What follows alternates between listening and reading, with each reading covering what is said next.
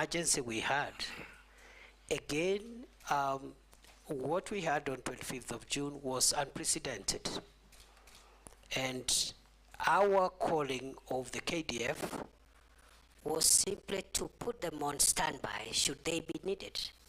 And you've seen they have not been needed. But it was a precaution because the criminals who wanted to burn Parliament were also threatening to burn State House and other critical installations.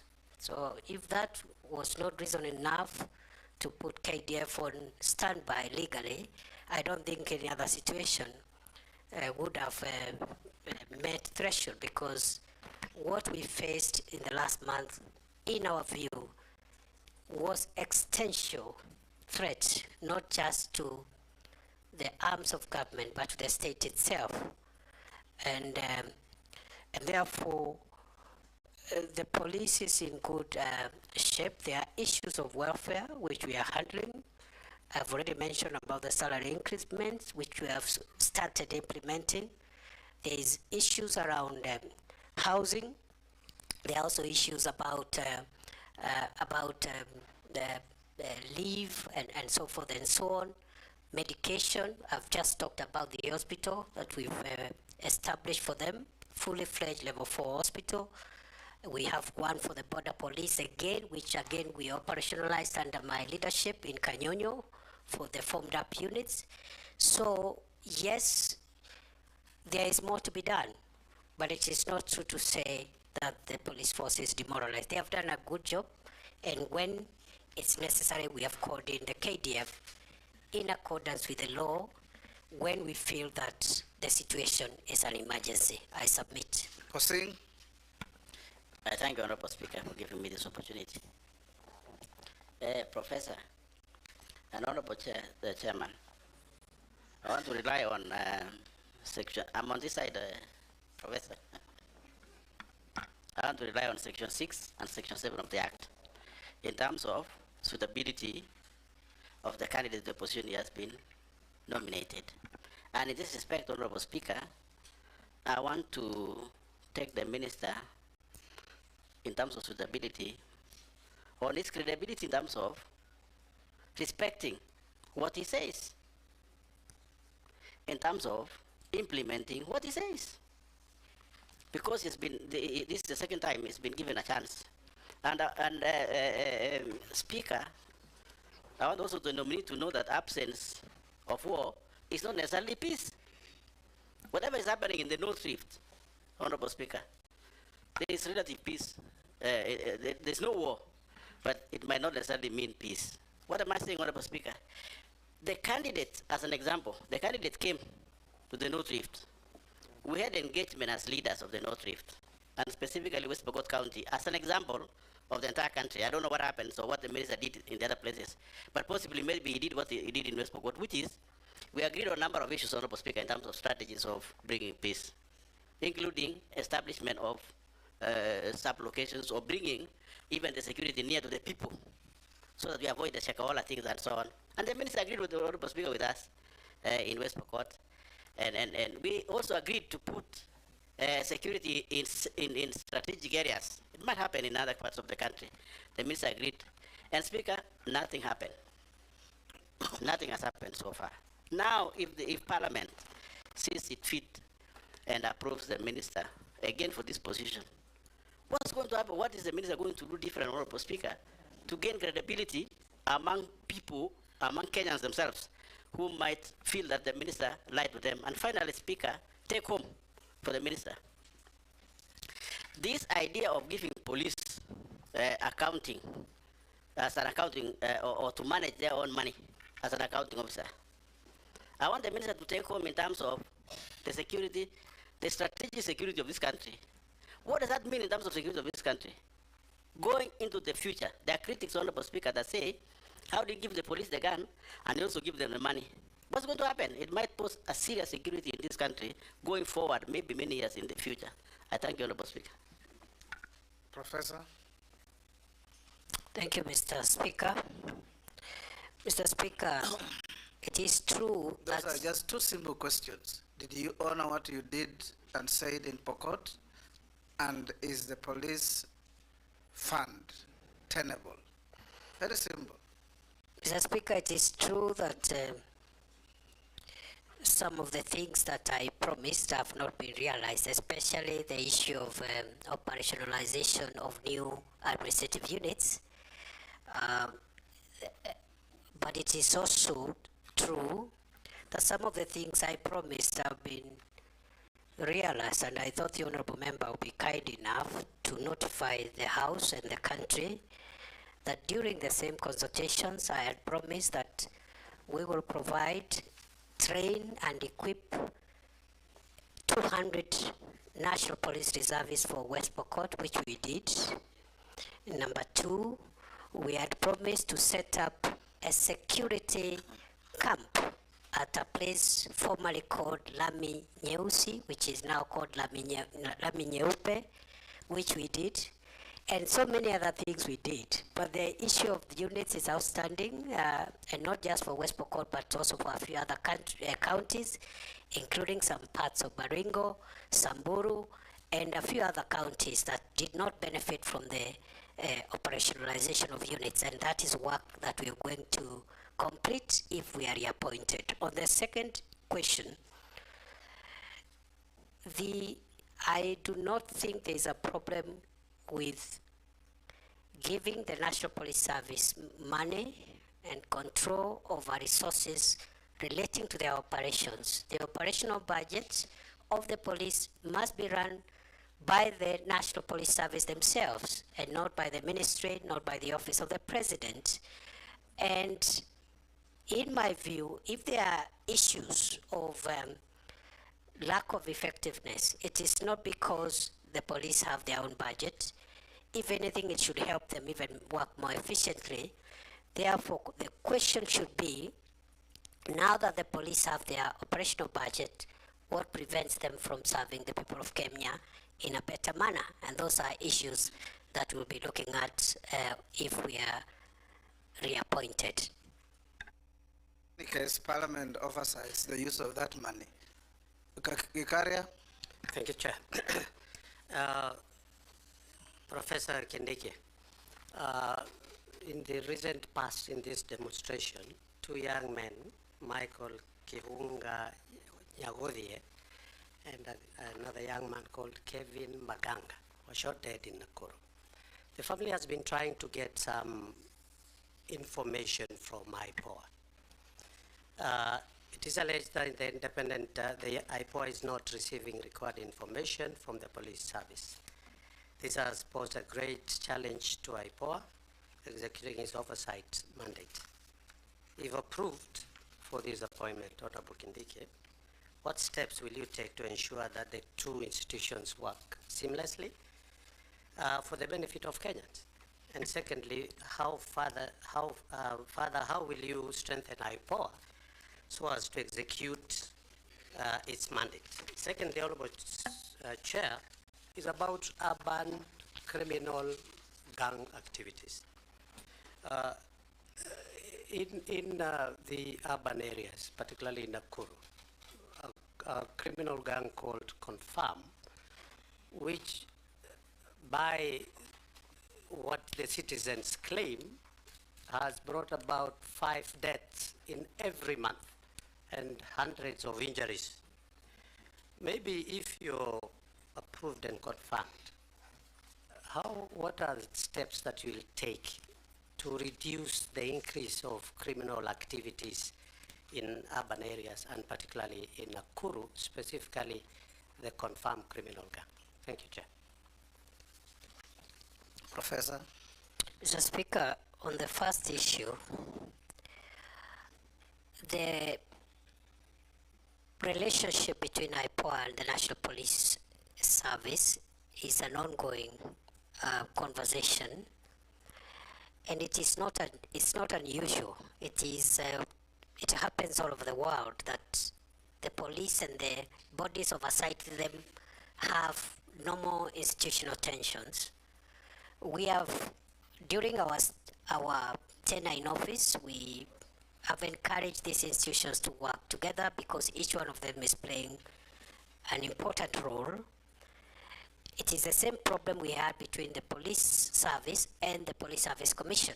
And we did a lot of work and around that, and were able to get a win-win situation where the commission and the police service are working together. So we'll apply the same methods if we are reappointed to make sure that IPOA gets the support it requires from the NPS.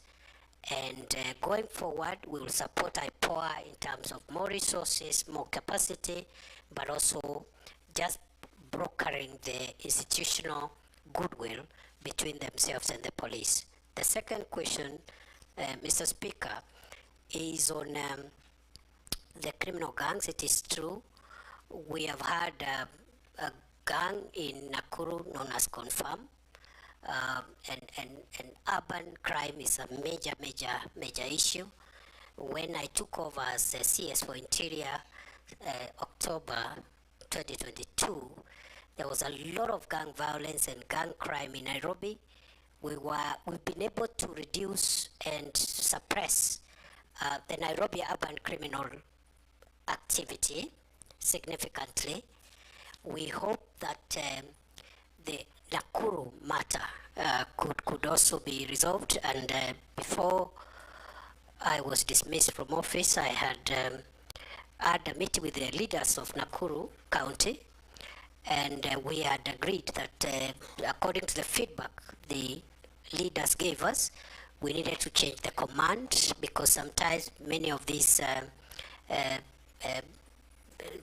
performance issues are based on the right command. So we are going to work on it to ensure that we eliminate that gang and other urban gangs in Mombasa and a few other towns that are suffering the same problem.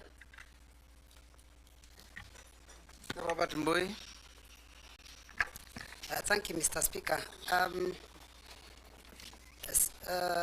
Professor, Kenya's constitution borrows very heavily from the US one, particularly issues to do with the Bill of Rights. And you swore to uphold this constitution and protect it.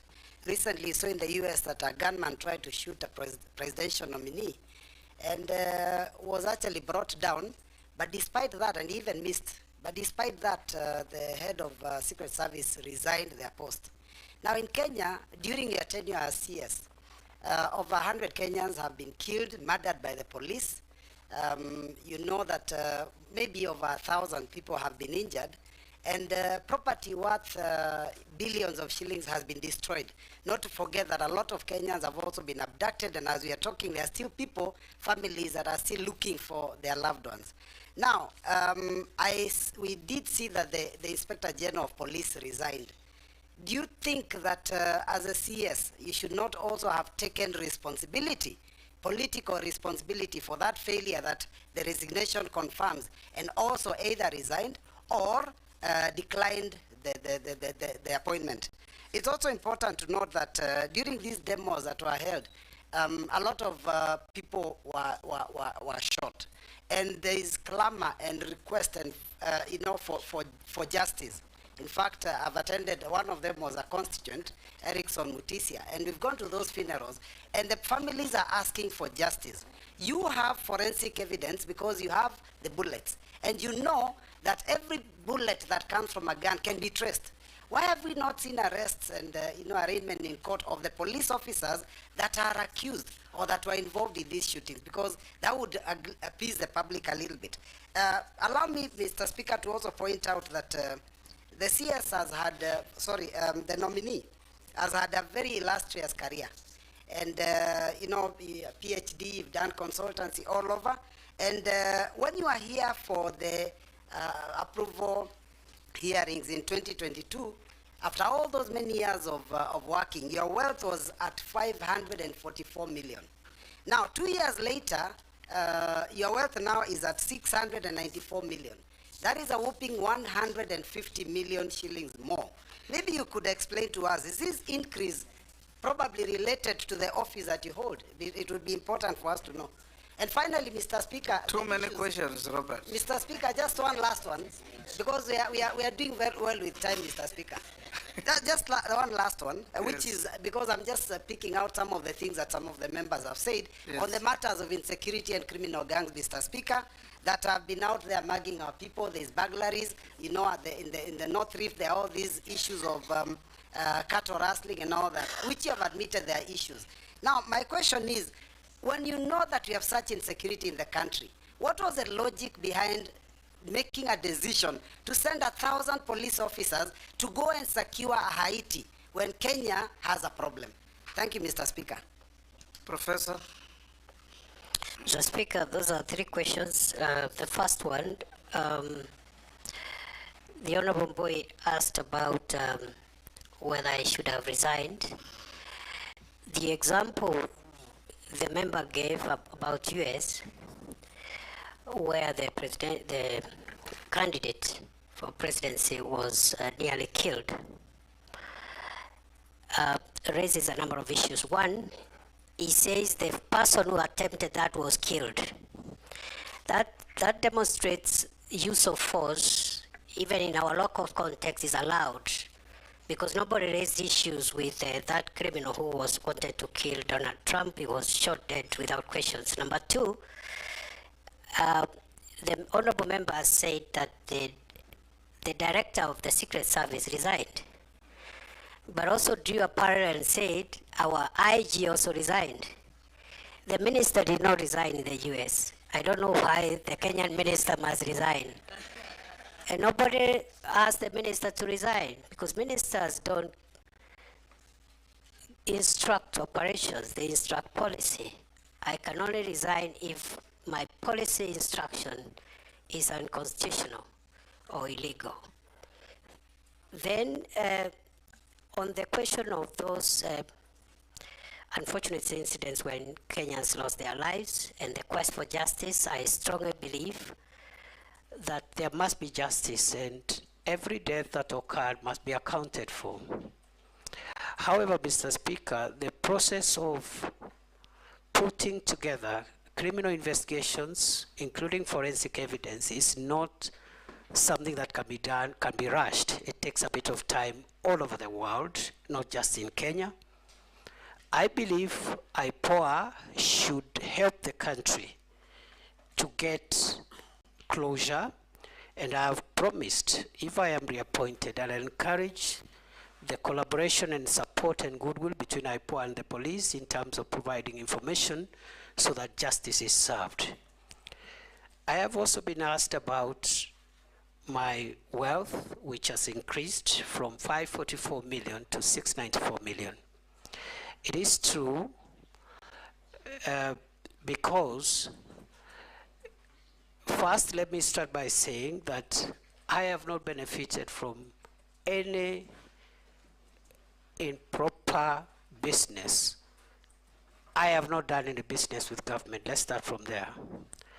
I have not applied for any tender by myself, by proxy, by relative, or by anybody. Mr. Speaker, before I was appointed, my wealth was at 544 million. I said at that time, which I still do now, that I've run a business, which today I do not participate in that business. I don't practice law, but my law firm is alive and working, and much of that revenue has actually come through the revenue from my law firm, which is still active but being managed by other people. I think all my salary and allowances have been spent in paying bills. Therefore, most of the increment in my net worth is because of three things. One, the legal fees, some of which was actually pending by the time I was being appointed, and I said it here, that there are some unpaid legal fees, which some of them were paid. In fact, I remember 2 months after I was appointed, one of the clients paid a significant amount of legal fees, which had been pending. Other than that, I do small businesses and so forth and so on. None of my money has come from the public except the salary and the allowances that I'm entitled to. Lastly, on Haiti, it is true that the government of Kenya, through the National Security Council, decided to deploy our officers in Haiti pursuant to a request by the UN Security Council and the UN General Assembly. These are international obligations. It has not affected our operations, and it is not true to say that since there are problems in Kenya, we cannot also do our international obligations, because all countries in the world do have security issues. They have security matters. Even the country you consider safest has its own security matters. And therefore, it is a great honor for our officers to serve in Haiti. So far, they are doing a good job. I believe they will profile Kenya properly. They will bring honor to our country. And that deployment has not affected our operational capabilities. I submit. Thank you, Speaker. Thank you. Like your neighbor, ask one question. I'll ask only one question, Mr. Speaker. Professor Kithure Kindiki, in your first stint as CS Interior, you are associated with strong statements, such as "we will crush you," you'll be met with the full force of the law, "we will deal with you firmly and deadly," and many other words like that. Statements which seem to fuel police extrajudicial action. And Kenyans have taken notice of such statements that probably they fuel police extrajudicial action, and the use of excessive force, because if you tell people will crush you, the police will crush you, that's what it will entail. As you see now, there's a new awakening in this country about what public officers are saying. How different will you be if we approve you? Secondly, you are also the civilian face among the police and the security organs that we have. But as you took up this job, probably, Professor Kindiki, you became more of them, more of a police officer, not a civilian within. You are donning police uniform, you are all over police choppers, and you behave like a police officer, which probably took you away from the police direction that you're supposed to give the forces, and became more of an operational leader instead of a policy director in the force. How will you be different on this? And probably lastly, you are more in the sky than on earth. When you want to give policy direction, you want to give guiding, you need to be in office, have meetings, boardrooms, and give policy direction. But you have said you actually went to Lamu 21 days, 21 times in 21 months. And probably in the operation field more than where you are required to give, operational or to give policy guidance and direction. And that's why the police force and the administration, national government administration, is not properly coordinated. How different will you be when we approve you as CSI? Thank you. Professor? Mr. Speaker, thank you. I've been asked to say whether I'll change my language. Mr. Speaker, I need to clarify that it is true I have used very, very unique language, but Mr. Speaker, this is security language.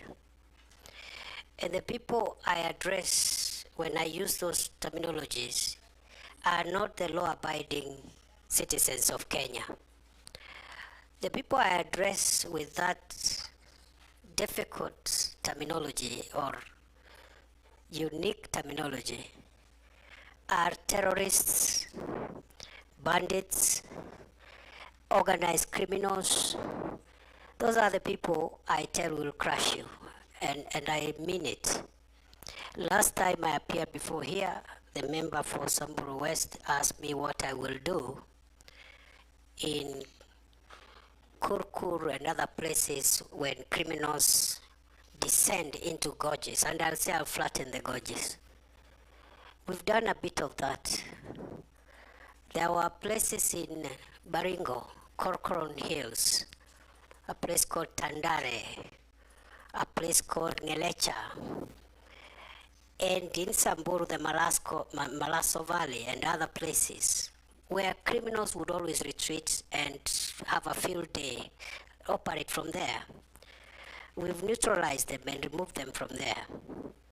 So, again, the use of force is permitted by law, depending on who that force is used against and in what circumstances.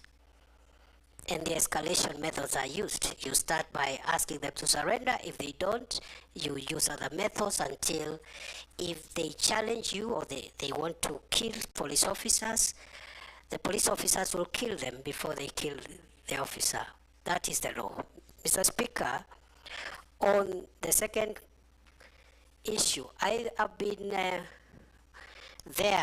at headquarters driving policy in boardrooms, Arambe House. I've had so many meetings in our campuses in Kiganjo, in Embakasi, Roiro, Police Leadership Academy. But I've also been in the field more. Why? To disseminate policy to our forward operating bases, to our camps, to our officers in the field, in the counties. And even in the counties, before I even start my meetings, I would sit with the county security committee in a boardroom, disseminate the policy, because they are the ones who will be left to implement. And I have also been in the most dangerous spots in our territory with our officers in the front line. Why? To give them moral support, that we have not posted them there to die. We have posted them there to protect the country, and there is no greater morale booster than for the security minister to go and visit the officers, have lunch with them, encourage them, and tell them what the government policy is and what the government thinks about them. So it has been very rewarding. I will be back in the normal manner, but I will of course balance between my headquarters work and also the field work. Lastly, I've been asked to land. I have always landed. For every flight, I have landed. And finally, on the issue of uniform, what I wear is tactical attire, because there are some things which protective clothing that you need tactical wear to be able to have protective clothing and protective facilities, because you're in a dangerous situation. I don't wear that on the streets of Nairobi. And also, I have been in not just police helicopters, but military helicopters, because the law provides that the security minister be facilitated when he is in dangerous situations. The Minister for Interior, the Minister for Defense must be facilitated, because the nature of our work is we are exposed to risk and danger by virtue of office. Otherwise, I do not fancy it's only that it's all in a day's job. Morugara. Thank you very much, Mr. Speaker. And as CS nominee, let me take you away from the police officers, the bandits, and all these other insecurity matters you're dealing with, back to national government administration.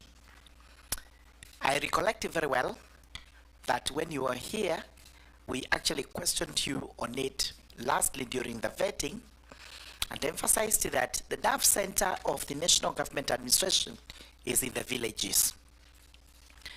That we do have very serious workers in the villages who possibly are not recognized by the national government, but who play a key role in the service and security provision and everything else so that we can avert incidents like the Shakahola and the quarry incidents we've talked about. Here I'm talking about the village elders and the Nyumba Kumi workers whom you use extensively 24 hours every day, every month and every year, and in a form of service which is very similar to servitude or some form of modern day slavery. These people are not remunerated. Your response that time was that a policy was going to be put in place immediately and that they would actually start getting a form of remuneration. The question I have to you is, how far has that gone and when should these people expect their paycheck? Whether check, whether M-Pesa, whether whatever is going to be, when should they expect to be paid?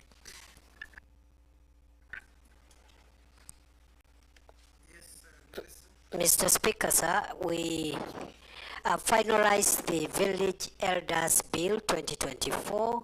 It is one of the 12 pieces of legislation that are awaiting cabinet approval for transmission to Parliament, and therefore that matter will be sorted out in the shortest time possible. I submit.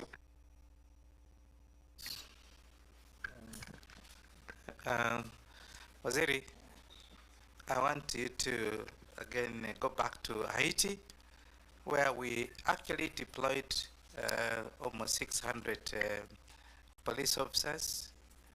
My fear now is that with what is happening around there, the fact one of my voters at home has one of his son actually deployed. And the question is, how secure? Do you have special security, insurance for this particular, just in case something has happened? Of course, that has led to a deficit of police officers. That's why when you had demonstration here, you had to get in the army because we don't have enough police officers, so because some of them are away. Secondly, I also have had a case in North Rift. In fact, my colleague is just walking in the North Rift, where you have this police reservists have been disarmed, and yet we have problem in North Rift, and those are my borders, and we have that problem, and yet you have actually disarmed the police reservists. What are you doing about that? Professor, will take Daud, note the questions. Thank you, Mr. Speaker. The CS nominee, you have promised regarding passports a couple of times, and you know passports are the most important. You initially said within a day, within a week, within 2 weeks, but apparently the passport issue has not been sorted out. The other issue is regarding the IDs. Your department has rolled out that IDs will be 10 years, whereas we have known all along IDs did not have an expiry date. What informed the decision for that one? Because now we've got Maisha number, which has been already declared unconstitutional. But what was the point of launching Maisha number when we had a Huduma number which did not work? So now, first was we've got the original ID, now Huduma number, now Maisha number. So aren't we confusing everything? Can't we have just one, the ID to be upgraded instead of all those, and data protection? Thank you, Mr. Speaker. Professor, you can answer those from Ferdinand and Rahim. Mr. Speaker, with regard to the question by the member for Kwanza, Haiti is a United Nations mission. Therefore, our officers are covered, insured, paid for by the United Nations, and therefore there is no cause of alarm.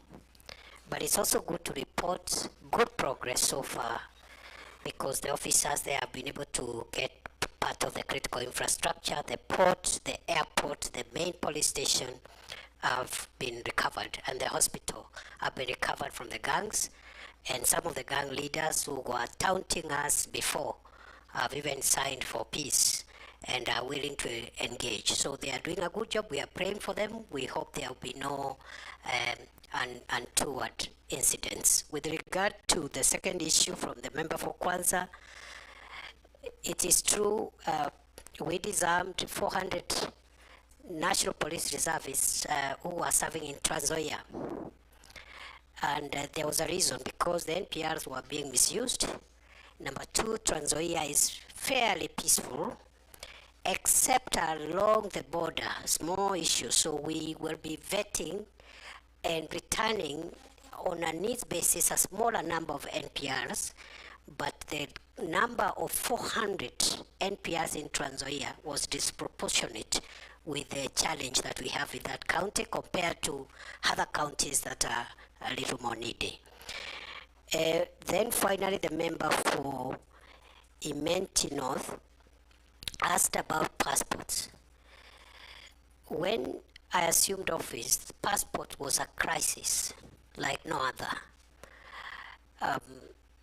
Kenyans were waiting for a year, 6 months, 3 months, 8 months. They were bribing. They had to bribe to get passports. We had no printers, and so forth and so on. Today, we have not only paid the pending bills to the suppliers, we have enough printing equipment for personalization of passports.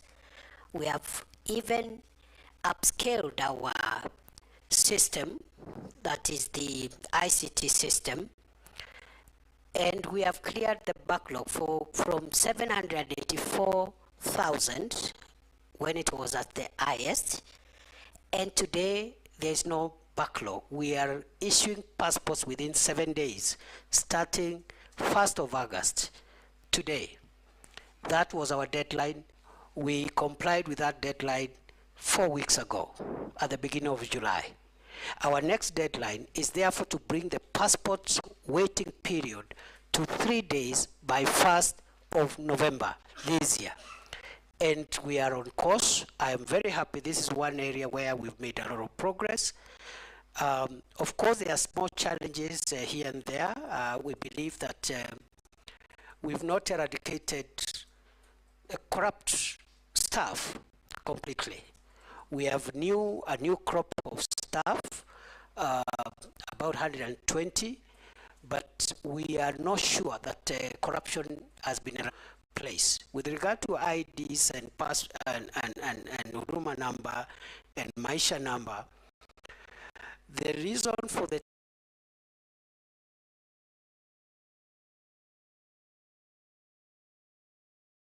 year limit is because of technology, because unlike the ID that we are used to, the second generation ID we have, the third generation ID is a technology card, and technology keeps on growing old in a period, and that's why even passports, they normally have a time frame. You cannot have a passport for life.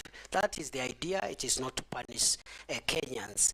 The card has a bit of technology chips, and we want to upgrade that chip based on the security threats that will be identified by that time. The Maisha number issue is before court. We hope we will vacate the orders that were issued 2 days ago, because the problem we are having with delays with issuance of IDs is because of court orders.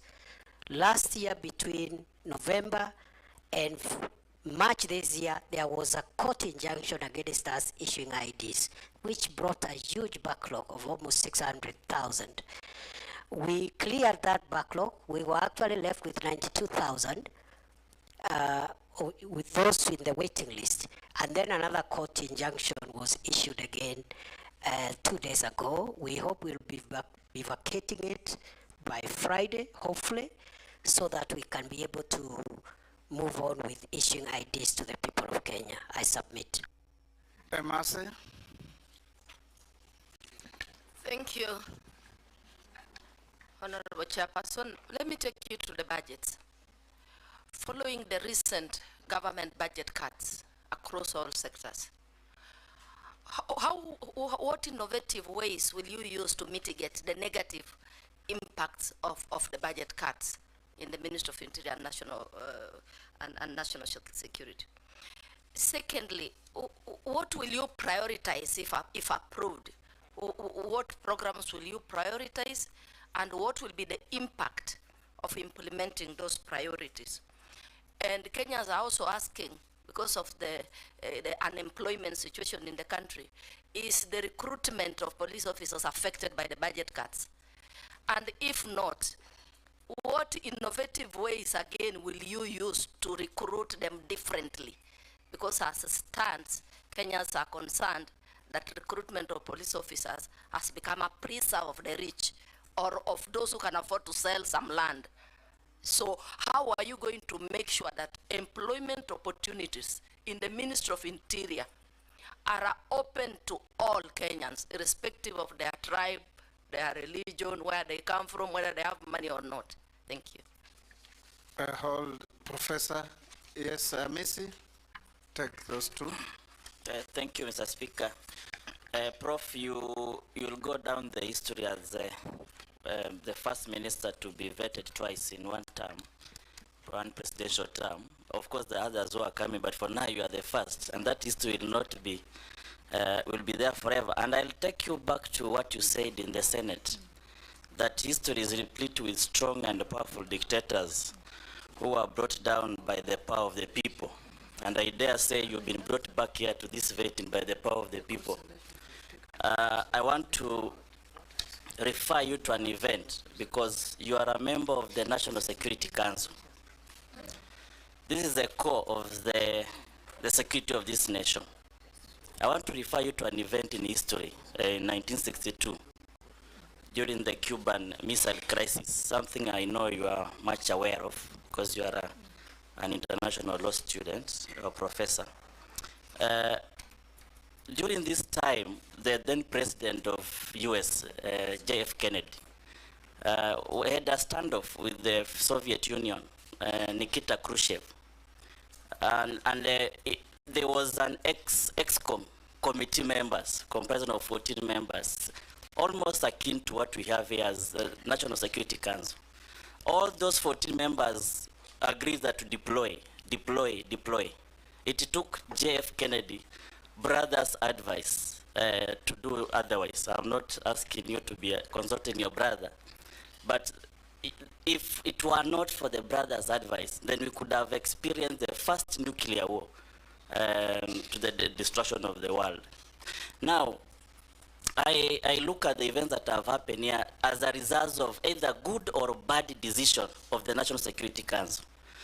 And just like somebody said that there is always an inclination towards consensus, even if a decision is bad, that the committee of people could easily incline towards psychological consensus to the destruction or to the results of a bad decision.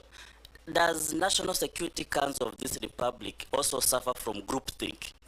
Groupthink in a way that there is no devil's advocate to give an alternative decision making that can save the country. Then, Speaker, if you may allow me the last, very brief. You've tried to explain the donning of the uniform, the police uniform. What surprises me, Prof, is that you give instructions to police, you give press conferences, you are adorned in the uniform of the police, but when it comes to the crimes committed against humanity by the police, that's where you say the police are independent. How independent is your uniform? Professor. Thank you, Mr. Speaker. Mr. Speaker, with regard to the budget cuts, we will prioritize what we consider the 5 biggest national security threats in our programming. And those are the threats of terror, organized crime, drugs, the need for drug controlling and narcotic drugs, the fight against climate change, and also extremism in its various forms, religious, political, or whatever extremism, because extreme behavior can annihilate the nation. With regard to recruitment, going forward, we will ensure that each and every Kenyan, boy or girl who is recruited, can be accounted for. Because in the past, we've had so many claims of corruption and so many claims of favoritism, and therefore going forward, it's going to be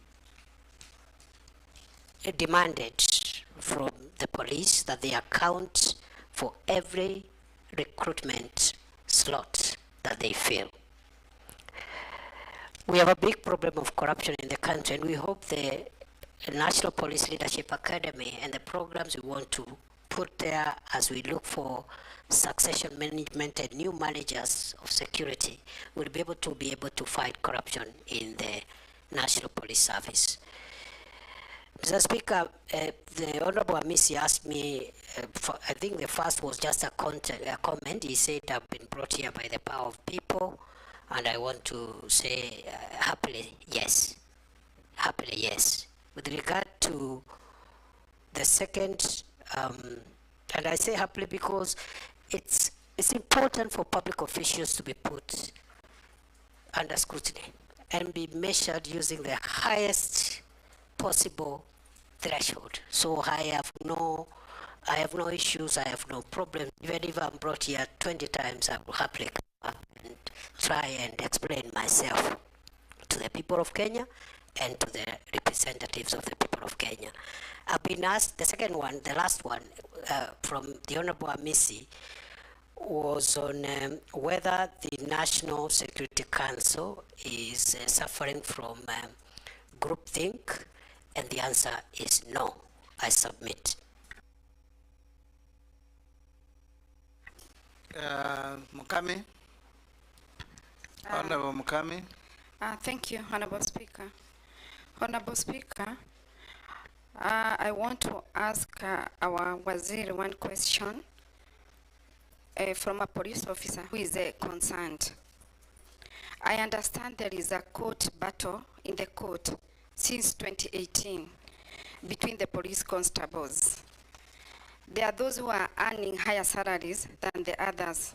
That means there are those who are in job group J, they are earning more salary, and that is why they had gone to the court, because they want to understand why there is a discrimination. The other question, it's about our police officers. Waziri, as you know, our officers really do a lot of work. What policy are you going to put into place to motivate our police officers? Because there are those officers who have stayed in one station for over 20 years. They've never been promoted, they've been never transferred, they are just there in that station. So we need to motivate them. Thank you, Honorable Speaker. Mishi, Honorable Mishi. Thank you, Honorable Chairman. Honorable Chairman, I want to ask Professor one question.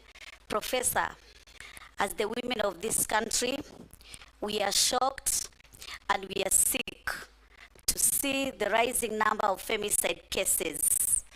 In fact, we are really shocked when we saw the bodies which were discovered at the quarry, because all the bodies were for ladies or other women. Because all the bodies were for ladies or other women.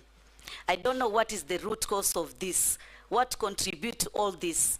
Who slept on the job? Second, Honorable Chairman, I know he has answered issues on the issue of officers using excessive force during protest.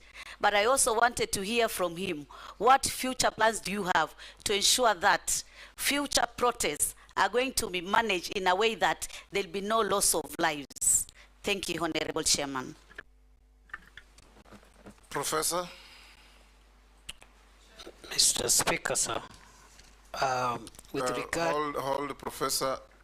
Master, you have a point of order? I think the nominee forgot to respond to mine. Which one? It was on the budget and the issue of recruitment. He did. I think he can respond together. He did. Okay. He did, very clearly.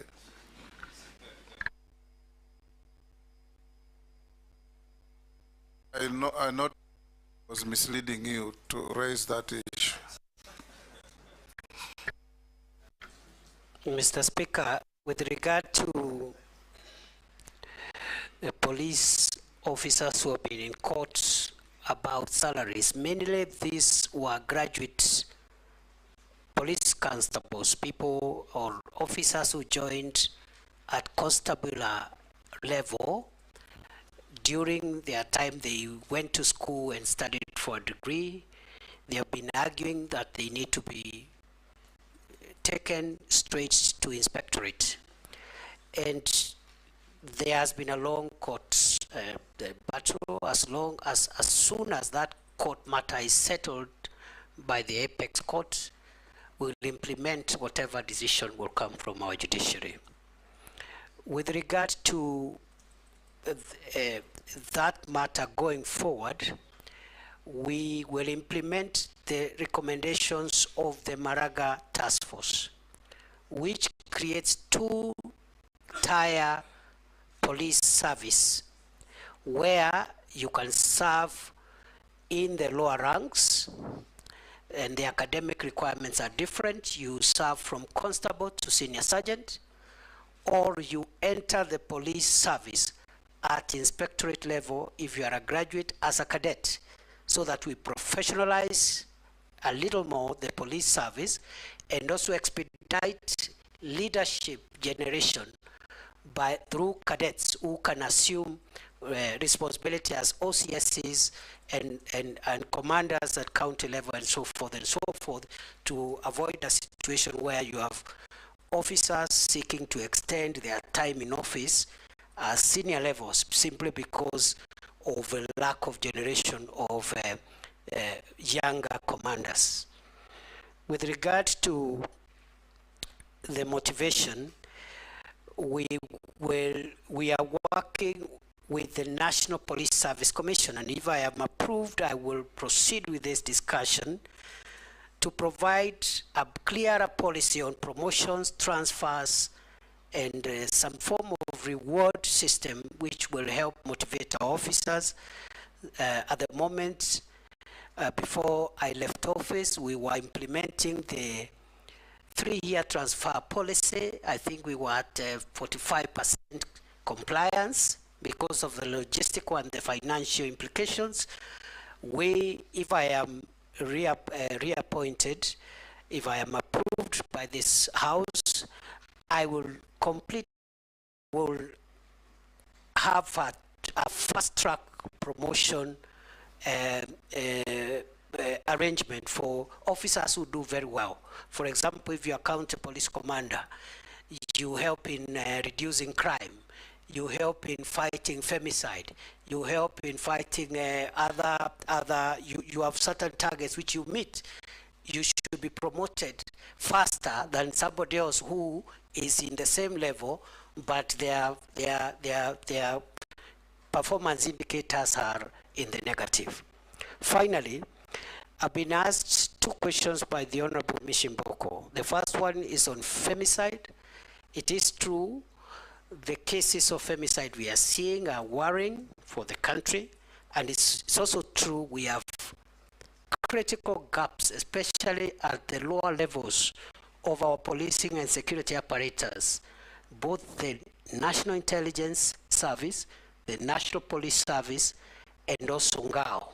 And those are things that we need to work on to avoid situations like what we are seeing. The incident that happened in Kware is quite devastating, quite a grave breach of the security of our women, and it's something that I'm taking with all seriousness. Finally, what plans will I have if I am approved by this House to ensure that we do not have loss of life when citizens exercise their right under Article 37? I will be finalizing for publication the guidelines under the Public Order Act, the one I explained, under the Public Order Act, the one I explained explained earlier, not to take away the light, but to facilitate, to create an environment where it can be enjoyed, to create responsibility on those who are having protests. Because if you say you have a protest to Parliament, for example, and the designated area for protest can only accommodate 1,000 protesters, you cannot say, I want 2 million protesters outside Parliament, because it's not feasible. So we'll have to give those guidelines so that as Kenyans can enjoy these rights while respecting the rights of others in accordance with the Constitution. I submit. Sharia? Thank you, Chairman. CS nominee, in the court of public opinion and in some independent surveys done in this country, the Ministry of Interior and National Administration has been identified as the one with the highest prevalence of corruption in this country. How do you intend to address this menace if approved? Let's take Honorable Russ also. Thank you very much, Honorable Speaker. Professor, when a Kenyan reads a Gazette notice of Kenya Gazette, they will tend to believe that is the true reflection of a policy direction from government. In March this year, you closed the Ilo gold mine in Moyale, that it will be closed for 30 days following the skirmishes that had taken place. But since then, over 30 lives have been lost, including that of security officers. That particular area has turned out to be a black market for mineral entrepreneurs, and the citizenry have generally lost faith in government and also in the security agency. My question to you, if the House approves your nomination, what is it that you are likely to do to reaffirm the community's faith in that the government does what it says it will do, and also that the security of that area, because Dabel has the inhabitants community, that the security is restored. Secondly, Honorable Speaker, those of us who come from the border areas, we have very porous borders. There's influx of arms, contraband, drugs, and also illegal immigrants. But what we are experiencing also is so many roadblocks and checkpoints. Some actually are rent seekers as opposed to for purposes of security. Professor, if the House approves your nomination, what is it that you are likely to do to ensure there is security for Kenya, but also the communities that are traversing or traveling on those roads are not, to an extent, inhumanly disadvantaged? Thank you, Honorable Speaker. Thank you, Professor. Mr. Speaker, it is true corruption is a big cancer in the National Police Service, in the public sector of our country, the 2 levels of government, and the 3 arms of government. In our assessment of national security threats that are existential in nature, I have said earlier we have identified 5 existential threats to our country's future. threats to our country's future. Terrorism and violent extremism is one of them. Banditry and other organized crimes is the second. The third one is the problem of narcotic drugs, psychotropic substances, and all that goes with that.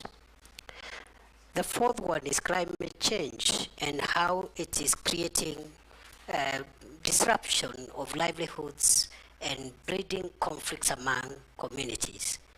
The fifth one is corruption.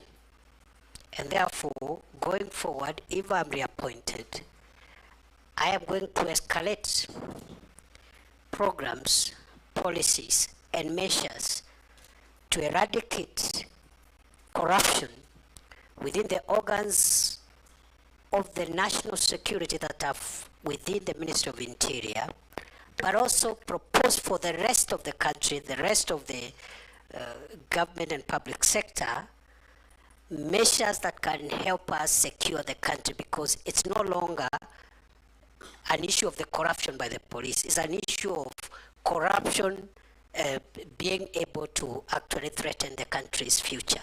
And therefore, corruption is top 5 of our national security threat. Lastly, I've been asked about by the Honorable Didoraso about Hilo. It is true. Hilo gold mine in Dabel, Moyale, we closed in March for 30 days, but we've extended those orders. We have identified that area as a disturbed area because we lost some people there who were fighting over mineral rights, mainly illegal miners who had come, even some of them from other countries.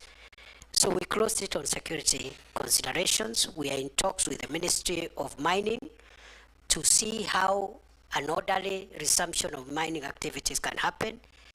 I was there physically in June. I was planning to go back in July before this happened. In the interim, we have lost a few people because of illegal activities around there, even as we speak, on a very low scale though. We even lost 2 police officers in the last 2 weeks. So as soon as if I am approved, as soon as I'm in office, I will prioritize the Dabel issue to ensure orderly resumption of lawful mining activities to the benefit of the communities that are there.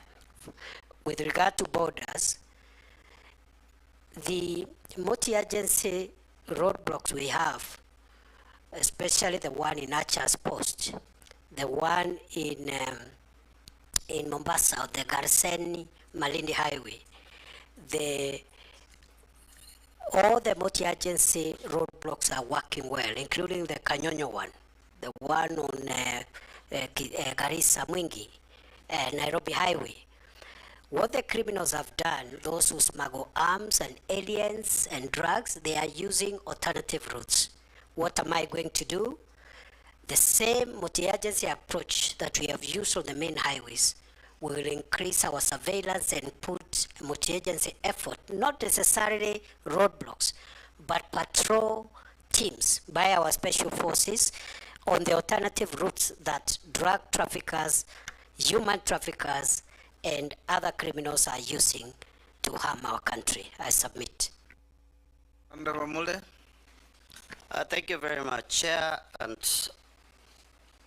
thank you very much, nominee. Honorable Speaker, I want to ask Professor that he came to be the Minister for Interior after the last election and be vetted by this committee and approved, and understanding very clearly the economic policy of the Kenya Kwanza policy of bottom-up economic transformation. You have been in office, and I want to bring you to your attention that the National Assembly put up regulations for private security firms to be regulated properly. And in the view of the better or the bottom up, it was to create employment. But in the time you have been in the office, this industry has suffered tremendous losses whereby you have not given them any regulations. You have not restored order and system in the private sector. And I would wish to know exactly what are you going to do. These private companies have been providing employment to more than almost 1.5 million Kenyans, and they could do better if the government enables proper regulations to create that. And you revoked the license of the Private Security Regulatory Authority, whereby 9 companies plus in this country have not been able to create employment. Are you in the tandem of the idea of creating employment, or making sure that there is no more employment and reducing the tax collection for the government? Because that is in your docket, whereby you need to create environment. And being the last person, Mr. Speaker, I would wish to ask the CS to give us a number of activities he has participated in pro bono work in this country, preview to being a CS or after being nominated as a CS in this country. And last but not least, CS, the issue, I'm the last one, so I just want to give him 10 minutes to respond to me. The nominee, the issue of ID in this country is really, really alarming, especially to the young people who are intending to join institutions of higher learning. And I can assure you, quite a number of them, they are not able to register or for admission in the Institute of Higher Learning. What can you do better to make sure that every young people, and especially the Gen Zs, immediately they are clearing their secondary school, they acquire their IDs at the tail end of their Form 4? Why do we have to wait for them to get out to the field and start struggling to get this opportunity? What collaboration will you do with the Ministry of Education? By the time these young people leave school, they already have an ID. We don't need to wait until they get out here to start struggling. What measures are you going to put if, and I'm using the word if carefully, you'll be approved by Parliament and this committee? Professor. Mr. Speaker, sir,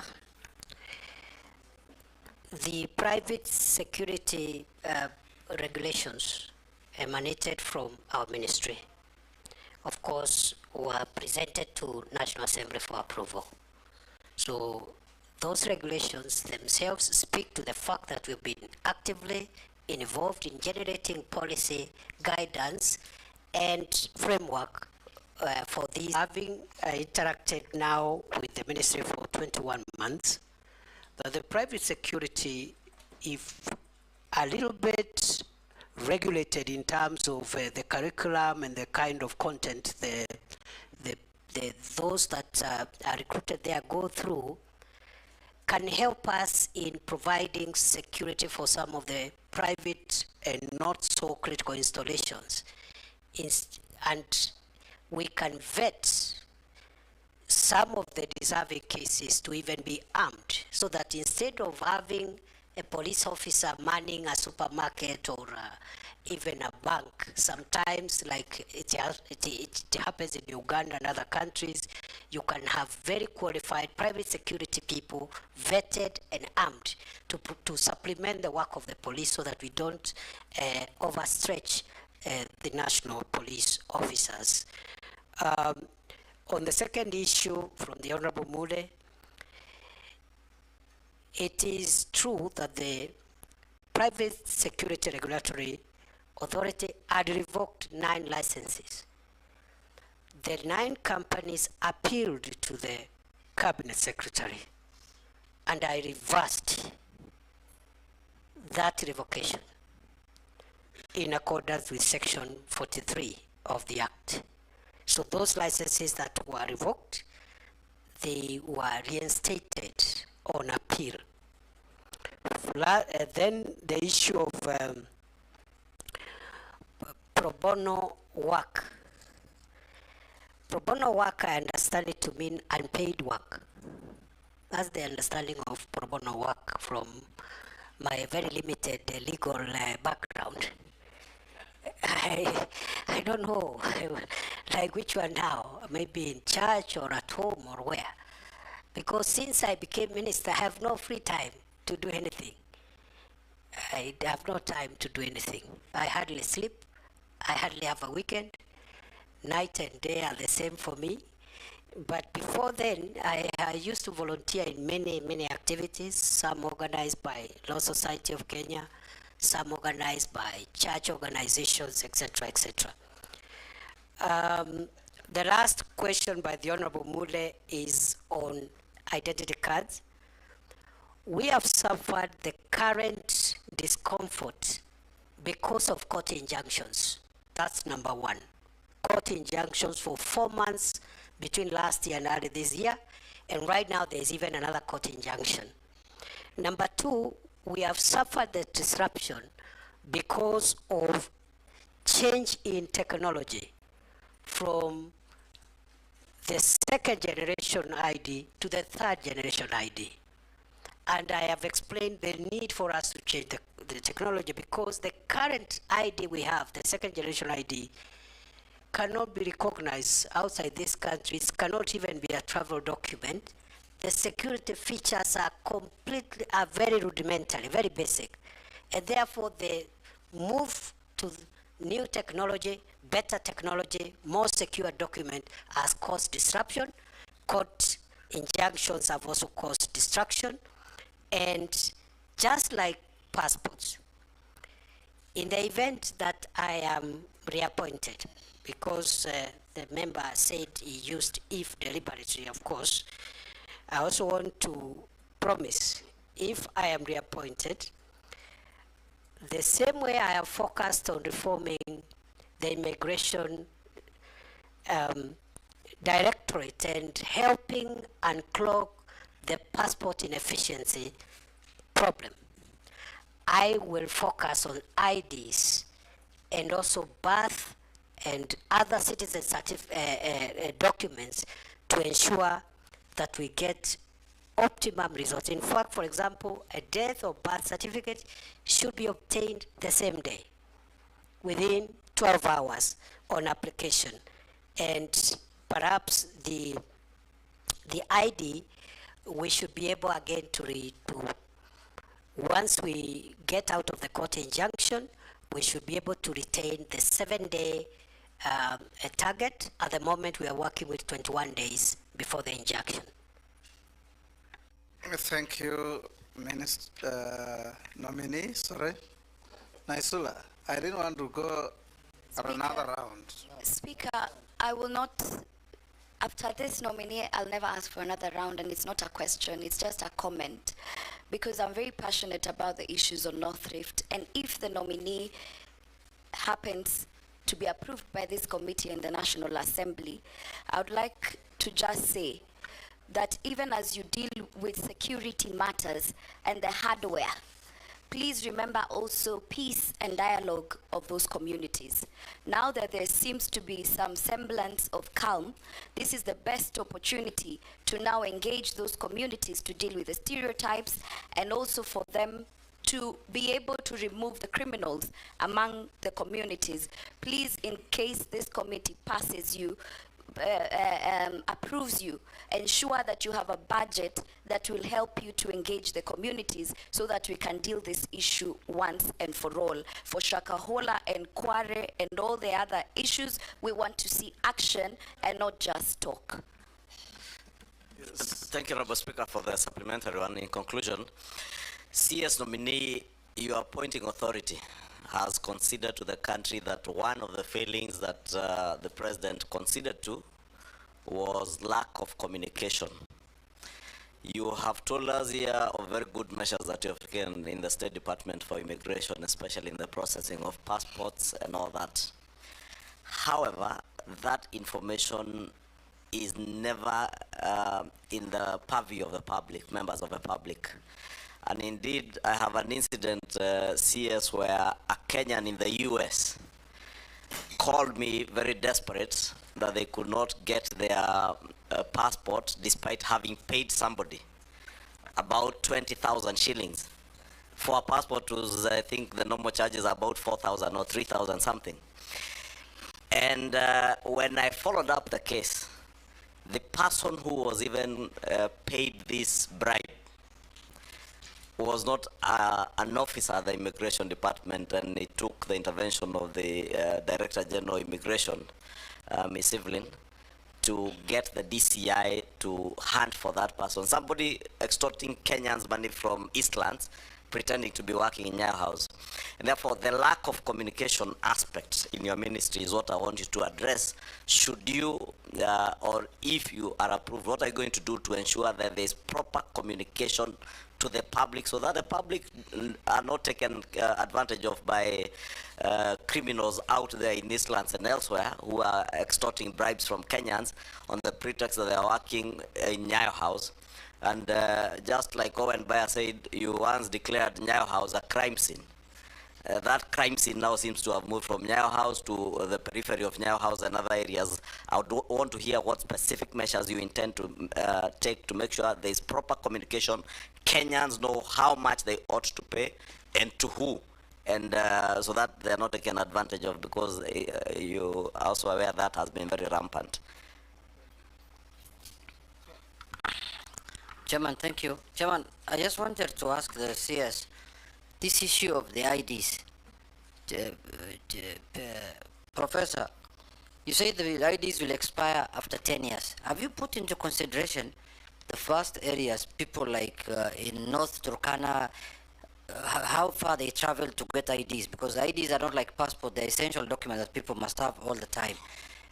After, you know, it will be cumbersome for them to go to those centers to go and get IDs. And secondly, on this unrest, you have seen that, as you have said, the IG resigned. But are you aware in your absence while you are away? We used to have Baba while you are away, but while you are away, that a new IG was appointed. He's still away, he can't answer that. No, but that, what is your take? That we were told away. 60 years, Mr. Speaker, I'm putting it in a better way. Yes. We were told when somebody reaches 60 years, he should leave the public service. Are you aware that a new ID has been nominated who is 64 years or 63 years, who has retired, who is being recycled? I don't know what extra thing is going to bring. And my last question is on illicit brews. The Interior Ministry has been accused by the Deputy President of sabotaging the war in illicit brews. Is the war on illicit brews only being waged in Mount Kenya?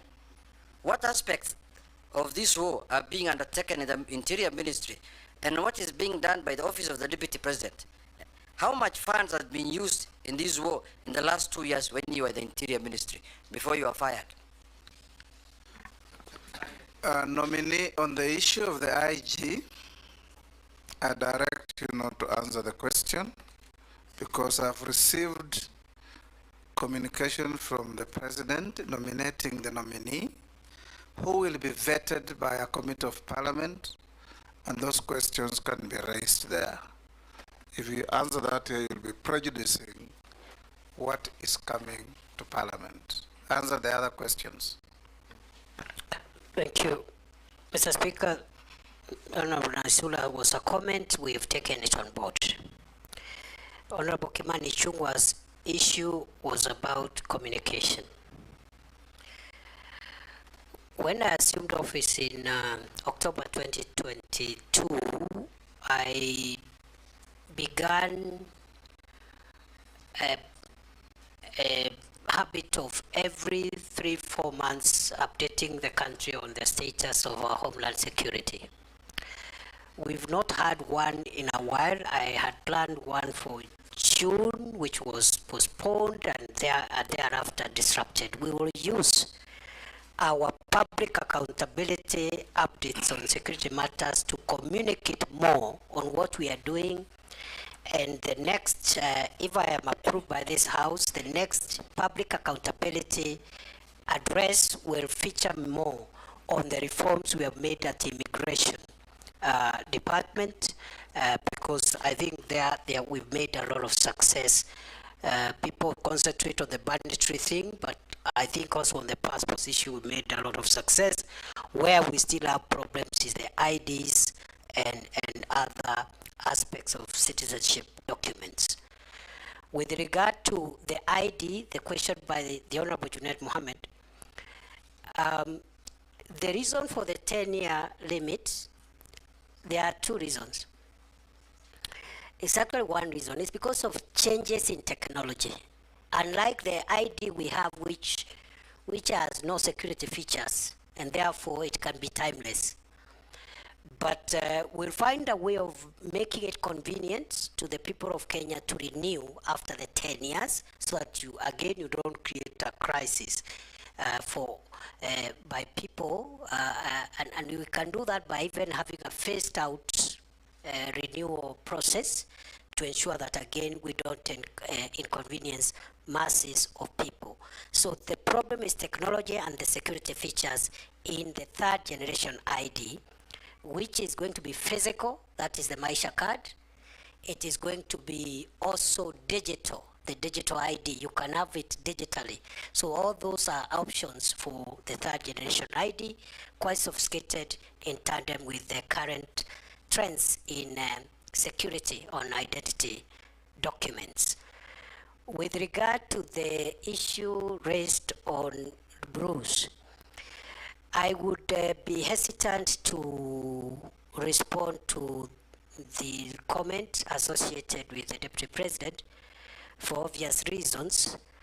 But I think to the best of my knowledge, the Minister of Interior was not cited as frustrating the war.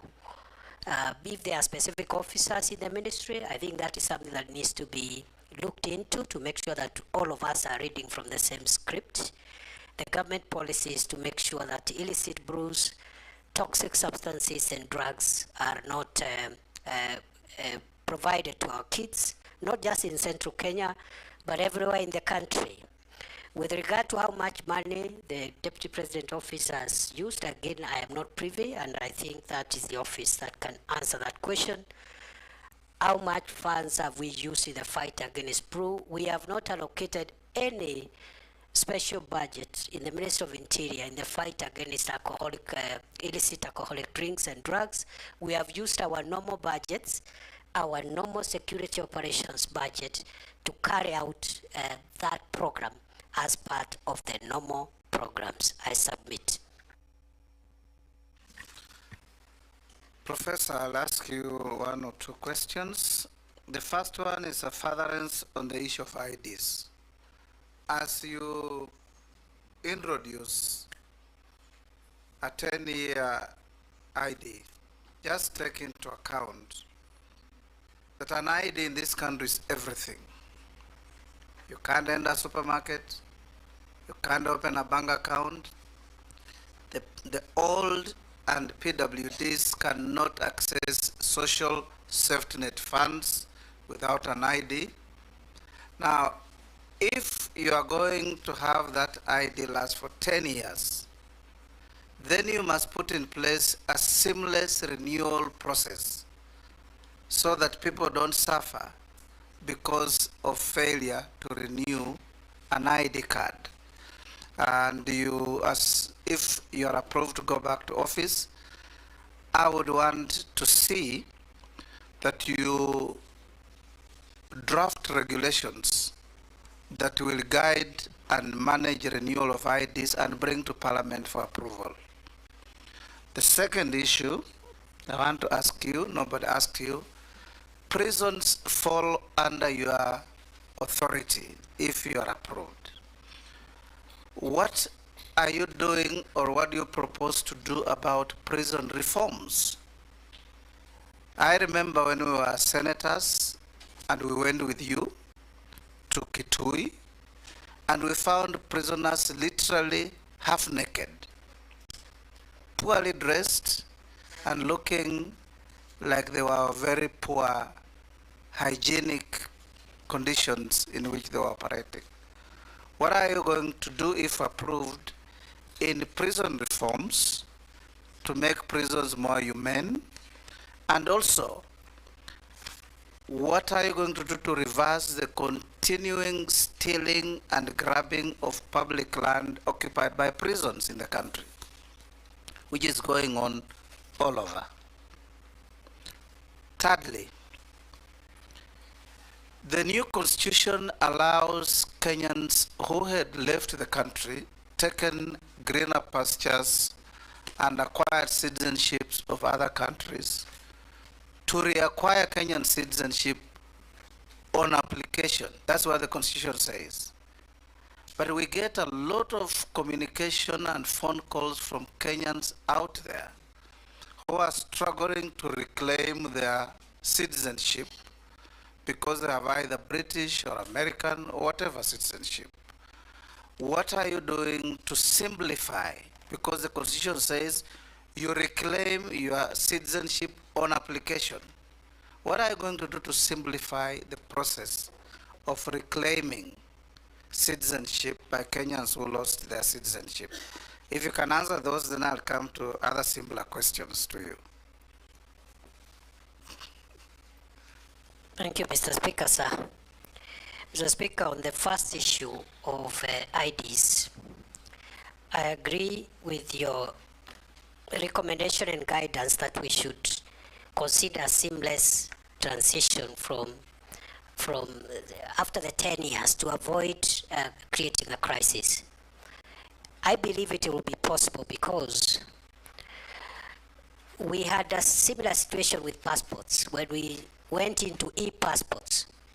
So what you do, for example, is to say that the ID that has expired will continue operating until you get a new one, for example, because you cannot be faulted because of a government administrative measure. Number two, we will make sure that we anticipate and put in place a rapid response initiative where you deploy additional facilities, additional service points, additional personnel, even if it's on a temporary basis, at a time when many of these IDs will be expiring. But by and large, the old ID, the expired ID should work until when the state gives you a new one, because it's simply for technology purposes, safety features. It is not that we will give again another ID. It might even be the same depending on whether or not we will consider that ID as being secure, a secure document by that time. With regard to regulations as guided, we will prioritize that, Mr. Speaker. With regard to Kenya prisons, we have part of the Maraga Task Force report. We have a number of recommendations on modernizing and reforming the prisons, which we are taking up. I have prepared a CAB memo, which had not been submitted to Cabinet, but I'm sure if I'm reappointed, that will be a priority. And the areas of reform include making the prison enterprises more productive by investing in better technology in their workshops to make sure they produce more competitive goods which are affordable. Number two, welfare issues. In fact, these seats you see here were made by prisons. Absolutely. So if they are empowered, because that is labor and skill is available, if they are given better equipment and for carpentry, for masonry and other skills in the prisons, we are going to have better output and generate more revenue and avoid the prisons relying on S-check all the time in these times of constrained budget. We also want to make sure that we improve on welfare issues, including the terms and conditions of service of prison wardens. It's part of the Maraga Task Force recommendation in consultation with the SRC. We also are working on software issues, for example, providing mattresses. We have a program called One Prisoner, One Mattress program, where up to now we have provided 10,000 from our budget, but also with the support of other partners. And we want to make sure that every prisoner at least has a mattress, as we even work on physical facilities and the housing for our prison warders. We want to construct 28,000, and we have already, I think, I don't have the figures right now, but I think we've done nearly 500 in different prison facilities. We want to do 28,000, which should almost meet the entire demand, because that is almost the population of our prison personnel complement. Other than that, the prison land, there are certain serious encroachments on prison land. The most notorious one is the Kithure prison land, where out of the 3,000 acres, only less than 300 are available. The rest have been grabbed by powerful and former senior people in various administrations and their friends. We will have to recover it. We have engaged the National Land Commission and other stakeholders. We will recover the land. See that every prison land must have a title deed. Many of our prison lands are not titled, so we are working there, protected through titling. The last question, Mr. Speaker, sir, you asked is about those Kenyans who are regaining citizenship. We have made tremendous progress, and I want to admit, in line with what the leader of majority said, I think the communication is what we need to improve on. We have made tremendous improvement and reforms in the processing of citizenship applications by foreign nationals who want to be Kenyans, but also by Kenyans who had lost their nationality before the 2010 Constitution and are now entitled to reapply. When I came to office, there were 2,700 pending applications. I cleared the backlog within 30 days. Right now, we are receiving applications on a rolling basis. I had directed the directorate to ensure that from the time of application to the time the minister signs off that application for regaining citizenship, it should not be more than 21 days. And I think that is work in progress. Lastly, how do we simplify? We will reduce the paperwork. There is a bit of paperwork in that directorate, and we want to reduce it and go digital and make sure that we even bring the timelines from 21 days to 7 days to possibly 3 days on application. I thank you, Mr. Speaker. Lastly, nominee, do you hold any leadership position in any political party? No. Have you ever been adversely mentioned in any integrity-related reports? No. On investigations? Do you hold citizenship of any other country? No. What is your worth? 694 million. Made of? Made of I have 2 homes, one in Nairobi and one in Tharaka Nithi. Then I have landed buildings, about 235 million. My 2 homes are worth 190 million. And then I also have savings in SACCOs and banks. I also do legal practice, so I have a bit of revenue that I've generated through my law firm, and that is it. And I forgot, Mr. Speaker, when I was filling in, I forgot to add, I have vehicles of about 17 million, which are not part of that report. I apologize. I remembered after I had submitted the questionnaire. Honorable members, we received memoranda from one Eliud Karanja Matinde, Isaac Alwacher, Joseph Mwathi Nyanjui, Khalid Ibrahim, Aisha Adan, Sonia Mushila, Masi Murugi Kuria, Ahmed Sigat, Okio Mtato Koit, David Malombe, and Collins Onyango. We forwarded them to the nominee, and the nominee responded to all of them in writing. We have them on record. Professor, we allocated 2 hours.